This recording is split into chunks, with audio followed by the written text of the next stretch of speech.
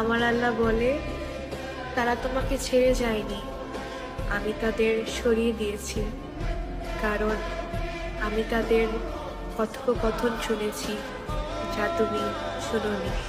Hello, আসসালামু আলাইকুম everyone, hope you all are doing well. কিছু মানুষ জীবন থেকে চলে যাওয়াটাই বেটার, কারণ হচ্ছে যেই মানুষগুলো আপনার সামনে ভালো থেকে আপনার পিছনে আপনার বদনাম করে, সামনে আপনাকে দেখাবে যে আপনাকে খুব ভালোবাসছে বা খুব আপনার কেয়ার করছে, কিন্তু পেছন থেকে সে আপনাকে ছুরি মারবে। তো এই ধরনের মানুষগুলো জীবনে না থাকাটাই ভালো আমি মনে করি। ভাই, এই অনলাইন জগতে না আসলে আমি বুঝতেই পারতাম না যে আমার এত পরিমাণ শত্রু। তোমাদের কে বলে আমার ভিডিও দেখার জন্য 24টা ঘন্টা সিসি ক্যামেরার মতো আমার চ্যানেলের দিকে চোখ দিয়ে রাখো যে আমি কি আপলোড করলাম, কখন কি আপলোড করলাম, সেটা নিয়ে সমালোচনা করব, সেটা আরো 10 জনকে বলবো?